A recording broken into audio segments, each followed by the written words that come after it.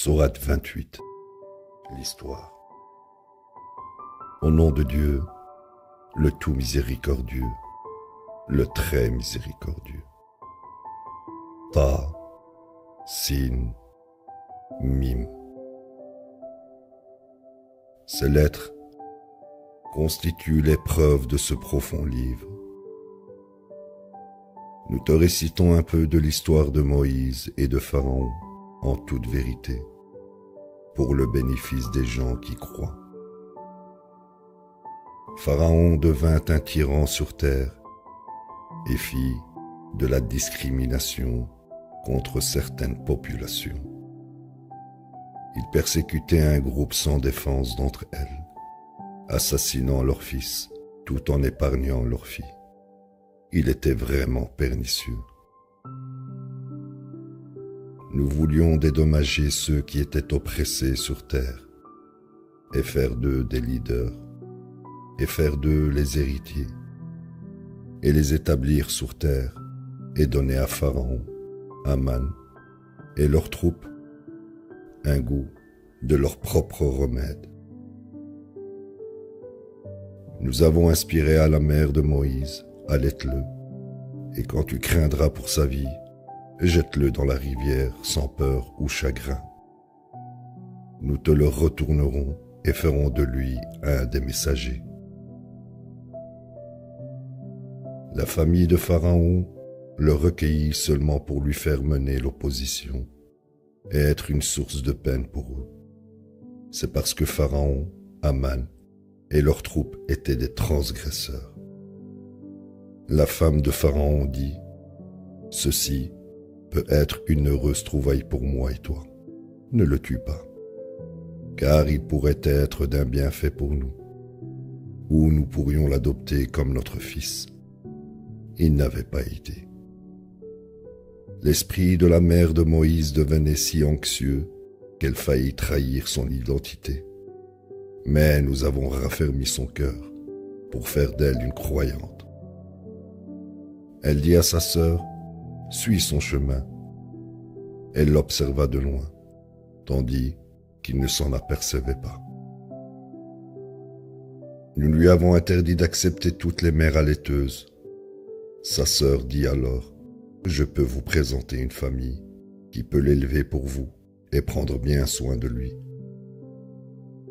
Ainsi, nous l'avons rendu à sa mère afin de lui faire plaisir, dissiper ses inquiétudes et pour lui faire savoir que la promesse de Dieu est la vérité. Cependant, la plupart d'entre eux ne savent pas. Quand il atteignit maturité et force, nous l'avons doté de sagesse et de savoir. Nous récompensons ainsi les justes.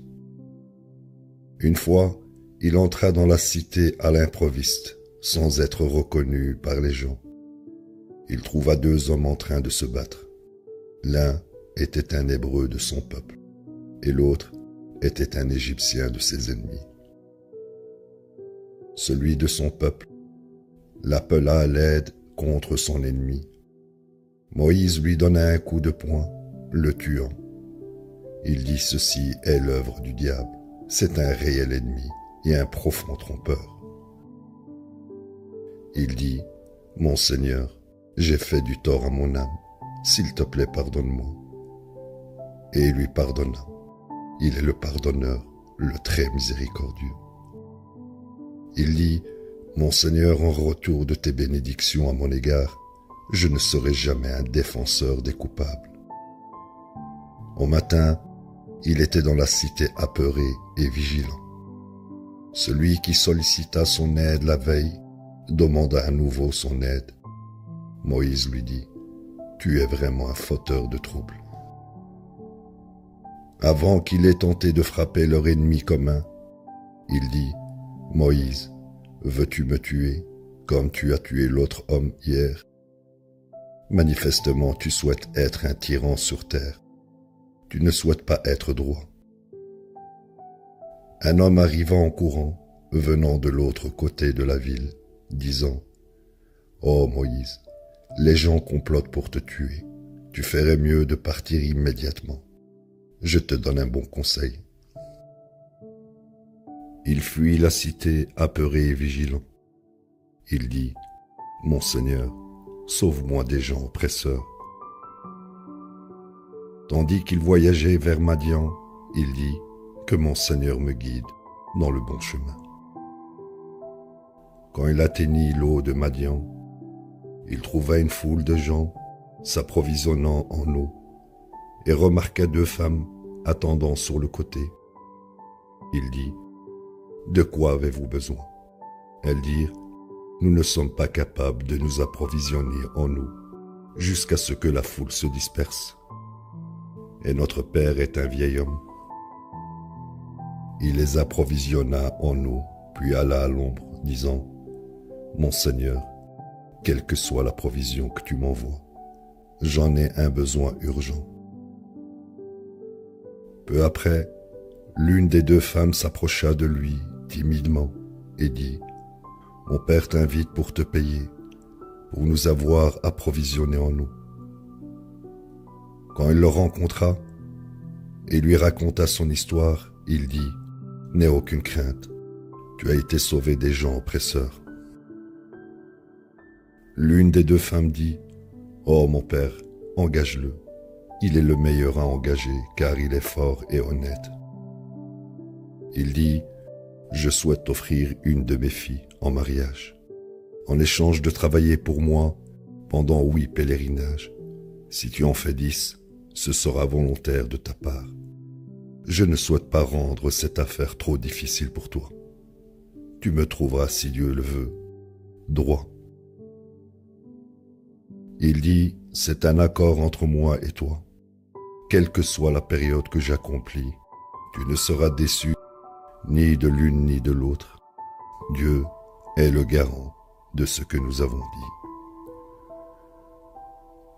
Quand il eut accompli son obligation, il voyagea avec sa famille vers l'Égypte. Il vit du versant du mont Sinaï un feu. Il dit à sa famille, « Restez ici, j'ai vu un feu. Peut-être que je peux vous en apporter des nouvelles ou une portion du feu pour vous chauffer. » Quand il l'atteignit, il fut appelé du bord du côté droit de la vallée, dans l'endroit béni où le buisson ardent était situé. « Oh Moïse, c'est moi, Dieu, Seigneur de l'univers.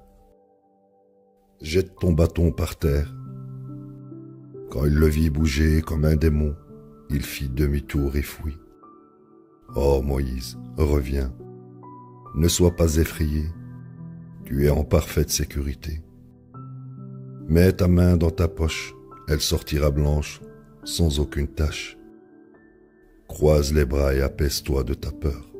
Ceci sont 2 preuves de ton Seigneur, pour être montré à Pharaon et ses aînés. Ce sont des gens pernicieux. » Il dit, « Mon Seigneur, j'ai tué l'un d'eux, et je crains qu'il ne me tue. De plus, mon frère Aaron est plus éloquent que moi. Envoie-le avec moi, comme assistant, pour me confirmer et me renforcer. Je crains qu'il ne me croie pas. »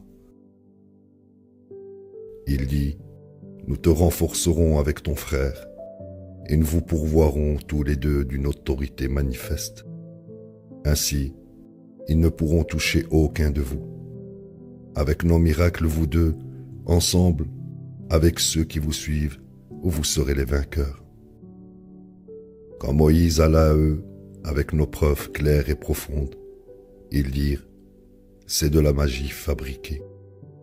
Nous n'avons jamais entendu ceci de nos lointains ancêtres. » Moïse dit, « Mon Seigneur sait mieux qui a apporté la guidance de sa part et qui seront les ultimes vainqueurs. Sûrement, les transgresseurs ne réussissent jamais. » Pharaon dit, « Ô vous aînés, je n'ai pas connu de Dieu pour vous autre que moi. Par conséquent, fais cuire la daube, ô Aman, afin de construire une tour, pour que je puisse jeter un coup d'œil au Dieu de Moïse. Je suis sûr que c'est un menteur. » Ainsi lui et ses troupes continuèrent à perpétrer de l'arrogance sur terre, sans aucun droit, et pensaient qu'ils ne seraient pas ramenés à nous. En conséquence, nous l'avons puni, lui et ses troupes, en les jetant dans la mer. Note les conséquences pour les transgresseurs. Nous avons fait d'eux des imams qui ont mené leur peuple en enfer. De plus, au jour de la résurrection, ils n'auront aucun secours. Ils ont encouru dans cette vie la condamnation, et au jour de la résurrection, ils seront méprisés. Nous avons donné à Moïse l'écriture, et après avoir anéanti les générations précédentes, et après avoir fait des exemples à travers eux, pour procurer de l'éclaircissement aux gens, et la guidance et la miséricorde, afin qu'ils puissent prendre considération. Tu n'étais pas présent sur le versant du mont occidental quand nous avons intimé l'ordre à Moïse. Tu n'étais pas témoin. Mais nous avons établi de nombreuses générations, et à cause de la longueur du temps, ils dévièrent. Tu n'étais pas parmi le peuple de Madian, leur récitant nos révélations, mais nous avons effectivement envoyé des messagers. Et tu n'étais pas sur le versant du mont Sinaï non plus, quand nous avons appelé Moïse. Mais c'est une miséricorde de ton Seigneur envers les gens, afin d'avertir des gens qui n'ont reçu aucun avertisseur avant toi, pour qu'ils puissent prendre considération. Ainsi, ils ne peuvent pas dire quand un désastre les frappe comme conséquence de leurs propres actes. Notre Seigneur, si tu nous avais envoyé un messager, nous aurions suivi tes révélations et nous aurions été des croyants. Maintenant que la vérité est venue à eux de notre part, ils ont dit, si seulement il pouvait nous être donné ce qui fut donné à Moïse. N'ont-ils pas mécru en ce qui fut donné à Moïse dans le passé? Ils ont dit, les deux écritures sont des œuvres de magie qui se sont copiées l'une l'autre. Ils ont aussi dit, nous ne sommes croyants en aucune des deux. Dis, alors produisez une écriture venant de Dieu, avec une meilleure guidance que les deux, de sorte que je puisse la suivre, si vous êtes véridique. S'ils échouent à te répondre, alors sache qu'ils ne suivent que leur propre opinion. Qui est plus loin dans l'égarement que ceux qui suivent leur propre opinion sans guidance de Dieu? Dieu ne guide pas de telles pernicieuses personnes. Nous leur avons délivré le message afin qu'ils puissent prendre considération. Ce que nous avons béni de précédentes écritures croiront en ceci. Quand il leur sera récité, ils diront, nous y croyons. Ceci est la vérité de notre Seigneur. Avant même que nous l'entendions, nous étions des soumis. À ceux-ci, nous accordons 2 fois la récompense, parce qu'ils persévèrent avec constance. Ils contrent les mauvaises œuvres avec de bonnes œuvres, et de nos provisions, à leur égard ils donnent. Quand ils tombent sur une discussion vaine, ils l'ignorent et disent, nous sommes responsables de nos actes, et vous êtes responsables de vos actes.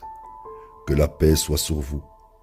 Nous ne souhaitons pas nous comporter comme les ignorants. Tu ne peux pas guider ceux que tu aimes. Dieu est le seul qui guide conformément à sa volonté et conformément à sa connaissance de ceux qui méritent la guidance.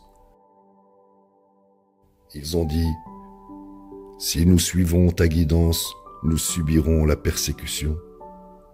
N'avons-nous pas établi pour eux un sanctuaire sacré auquel toutes sortes de fruits sont offerts comme provision de notre part? En vérité, la plupart d'entre eux ne savent pas. Bien des communautés nous avons anéanties pour être devenues ingrates de leur vie.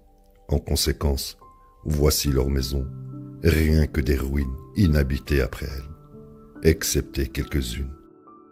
Nous étions les héritiers. Car ton Seigneur n'anéantit jamais une communauté sans envoyer de messagers en son sein pour leur réciter nos révélations. Nous n'anéantissons jamais la moindre communauté, à moins que son peuple ne soit pernicieux. Tout ce qui vous est donné n'est que le matériel de cette vie et sa vanité. Ce qui est avec Dieu est de loin meilleur et dure éternellement. Ne comprenez-vous pas?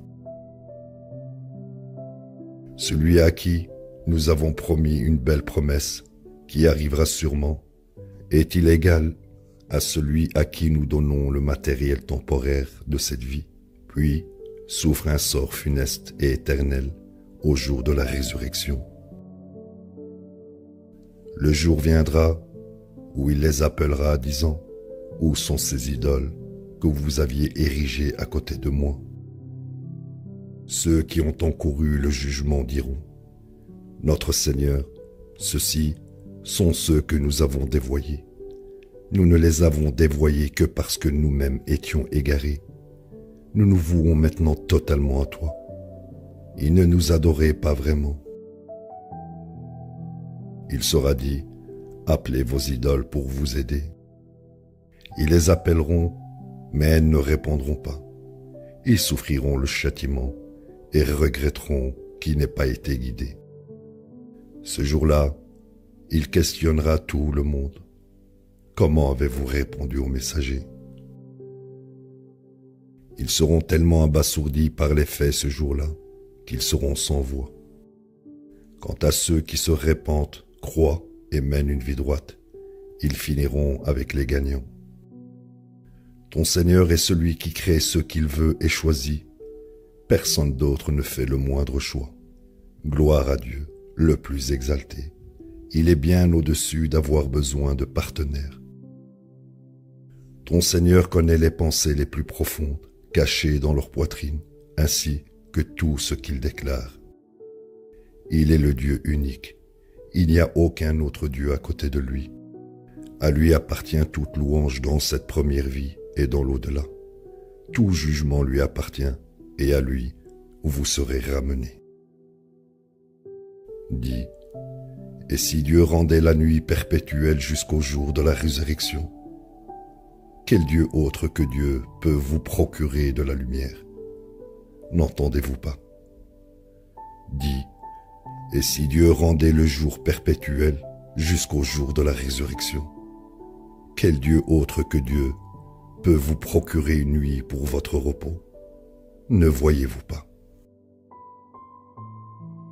C'est une miséricorde de sa part qu'il ait créé pour vous la nuit et le jour, afin de vous reposer durant la nuit, puis de rechercher ses provisions durant le jour, pour que vous puissiez être reconnaissants. Le jour viendra où il leur demandera « Où sont les idoles que vous aviez inventées pour rivaliser avec moi ?» Nous sélectionnerons de chaque communauté un témoin, puis ils diront « Présentez votre preuve ». Ils réaliseront alors que toute vérité appartient à Dieu, tandis que les idoles qu'ils avaient fabriquées les abandonneront. Haroun était du peuple de Moïse, mais il les trahit et les oppressa.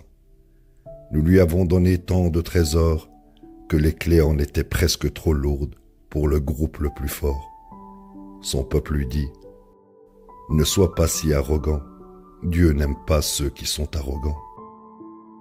Utilise les provisions dont Dieu t'a comblé pour rechercher la demeure de l'au-delà, sans négliger ta part dans ce monde. Sois charitable comme Dieu a été charitable envers toi. Ne continue pas à corrompre la terre, Dieu n'aime pas les corrupteurs. » Il dit, « J'ai obtenu tout ceci grâce à ma propre intelligence. » Ne réalise-t-il pas que Dieu avait anéanti avant lui des générations qui étaient bien plus fortes que lui et plus grandes en nombre? Les transgresseurs anéantis ne furent pas questionnés au sujet de leurs crimes. Un jour, il sortit vers son peuple en pleine splendeur. Ceux qui préféraient cette vie d'ici-bas dirent « Oh, si seulement nous possédions ce qu'a obtenu Haroun. En vérité, il est très chanceux.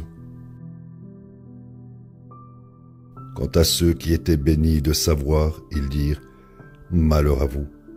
La récompense de Dieu est de loin meilleure pour ceux qui croient et mènent une vie droite. Personne n'atteint ceci excepté les constants. » Nous avons alors fait que la terre l'avale, lui et son palais. Aucune armée n'aurait pu l'aider contre Dieu. Il n'était pas destiné à être un gagnant. Ceux qui étaient envieux de lui le jour d'avant dirent « Maintenant, nous réalisons que Dieu est celui qui pourvoit aux besoins de quiconque il choisit parmi ses serviteurs ou retient. Si ce n'était la grâce de Dieu envers nous, il aurait pu faire que la terre nous avale également. Nous réalisons maintenant que les mécréants ne réussissent jamais. Nous réservons la demeure de l'au-delà à ceux qui ne recherchent pas l'exaltation sur terre ni la corruption. L'ultime victoire appartient aux justes. Quiconque œuvre à la droiture reçoit une bien meilleure récompense. Quant à ceux qui commettent des péchés, le châtiment pour leurs péchés est précisément l'équivalent de leurs œuvres. Sûrement, celui qui a décrété le Coran pour toi te convoquera à un rendez-vous prédéterminé. Dis, mon Seigneur est pleinement conscient de ceux qui se conforment à la guidance et ceux qui se sont dévoyés. Tu ne t'es jamais attendu à ce que cette écriture vienne à toi, mais ceci est une miséricorde de ton Seigneur. Donc, tu ne prendras pas le parti des mécréants. Et tu ne seras pas détourné des révélations de Dieu après qu'elles te soient parvenues, et invite les autres à ton Seigneur, et ne tombe jamais dans l'adoration d'idoles. Tu n'adoreras pas à côté de Dieu le moindre autre Dieu. Il n'y a aucun autre Dieu à côté de lui. Tout périt excepté sa présence. À lui appartient toute souveraineté, et à lui où vous serez ramenés. La ilaha illallah.